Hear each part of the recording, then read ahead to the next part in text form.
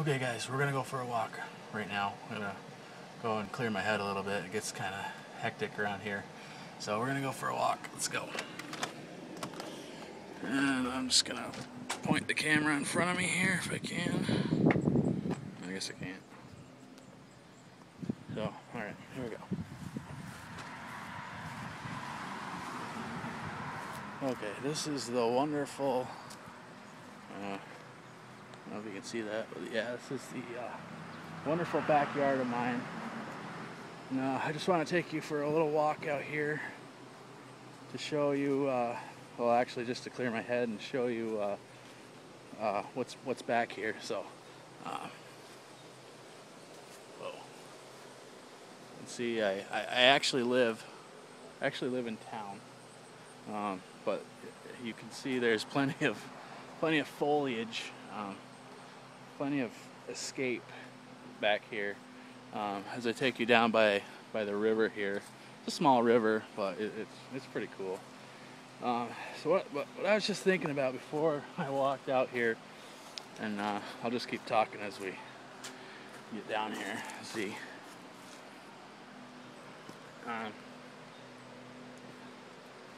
one of the things I was thinking about is you get to a point.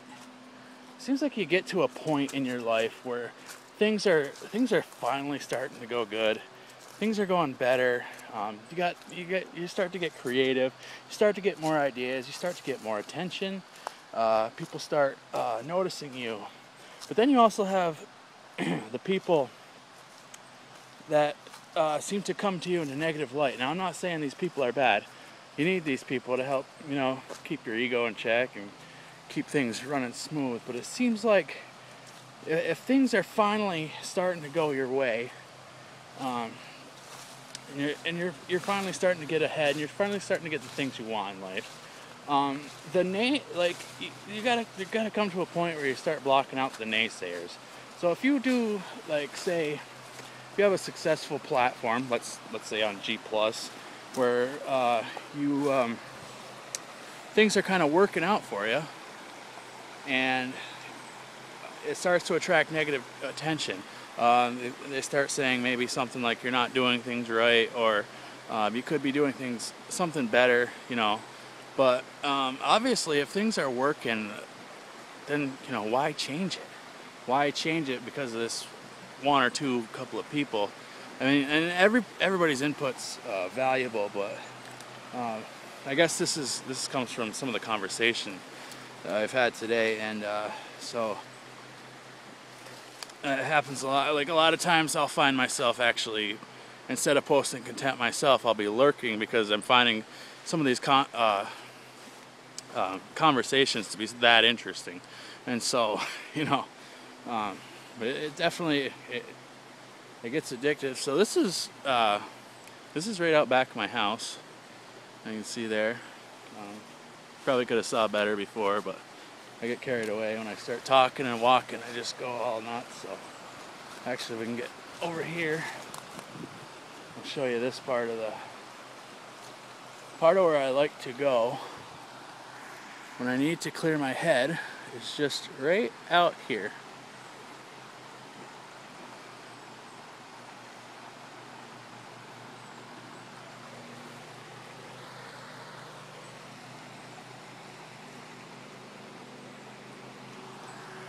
I don't know how well the camera's picking that up, but I'll come over here a little bit. So yeah, and I haven't seen a whole lot. I've seen a lot of spam going on, but you're gonna have that. Some of the communities, the moderators, I've also seen where they get that, I don't know, that power trip going where they have to just be the one in complete control. I kind of don't like that a whole lot. But then you have there's another type of moderator that are actually very helpful, and they don't speak to you in quite such a condescending tone. I'm not saying that this has happened to me, but it's just what I see with the Google Plus communities. I mean, it's relatively new, so I don't know.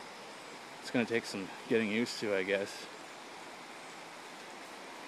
So yeah, it's very peaceful out here. I don't know where I could put this. There, that's probably good.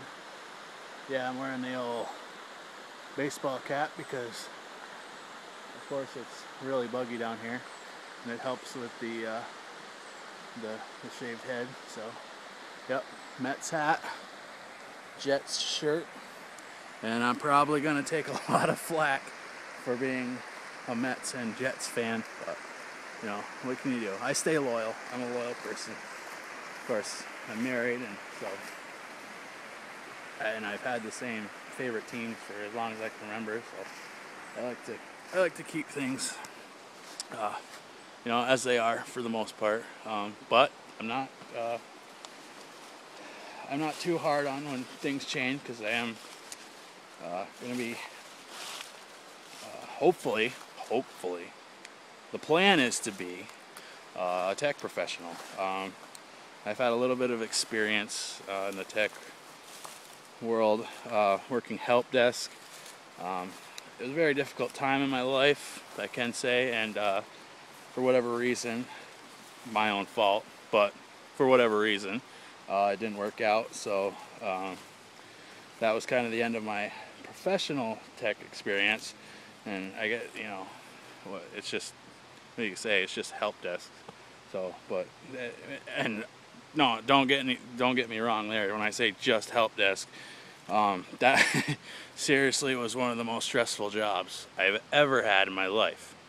I mean, and people that work tech support know exactly what I'm talking about. I don't even need to go into detail, but I'm just saying that it is, you know, it's like the entry point it's one of the entry points in the tech world, and that's one of the points where you work yourself up from. So unfortunately, I didn't stick with it at the time. I wasn't as dedicated to technology and computers. I mean, as I am now. See, look at that tree. That tree is awesome. It's much bigger. It's much bigger. I don't know how it appears to you right now, but it's freaking huge. So yeah, I get off topic. I get out here and I start thinking about wilderness and survival, and you know, I'm like I'm about 100 or maybe like 300 yards away from my house now. So yeah, not a whole lot of survival going on back here, but it's just nice that I was granted the opportunity to be able to have such a place that's in town. So of course I get a high-speed internet connection. That's awesome, and I get all this beautiful scenery, best of both worlds. Plus I get sewer, even though I have to pay for sewer. It's a lot better than a septic tank, in my opinion, because, well, if you have a septic tank, you know the problems that can go wrong there. So, and plus, oh, I forgot to mention, we do have an artesian well. So basically, what that means to me is that I'm never going to run out of water. Basically. Now, it's not to say that that's 100% the truth, because, you know, water is water and droughts are droughts, and they happen. So we're going to try and get closer over to the water here. I didn't grab my fishing pole because I didn't want to do a fishing expedition. Another house is right across the road here. Luckily you can't see them. I hate seeing, like in the fall, you can see some of the other houses on the other side, and it just takes away from the privacy and serenity and all that good stuff. And of course there are other houses, there's neighbors and all that jazz. So if you're watching this video, that means I did not drop the camera in the water. So you can congratulate me on that one. I also don't want to go over too much time here. We're almost at the 10-minute mark. This will be the longest video I've ever done. I plan to do more. Last night I did a story time video, read my kids a story. I wasn't gonna upload it, and then I did. You can check it out if you want. I'm not gonna do anything fancy with it. It was just it's something I want to do again because I love reading. I love reading my boys stories at night before they go to bed, after bath time and all that good stuff. So hopefully it's not too awfully boring. I mean, I figured since they keep me not bored, maybe that could help me keep you not bored, because we're over the 10-minute mark, and that to me, asking you to watch something for 5 or 10 minutes, that's a lot. And especially on my target audience right now is Google Plus. So, and I mean, that's that's a different attention span all on its own.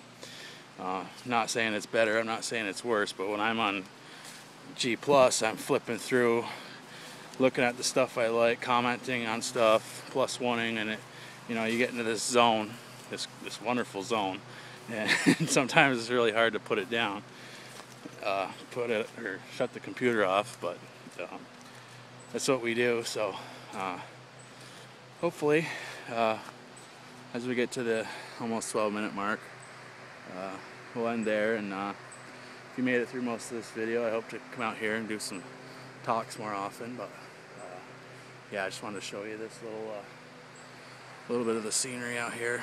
It's very nice. All right, and we'll see you guys in a little while.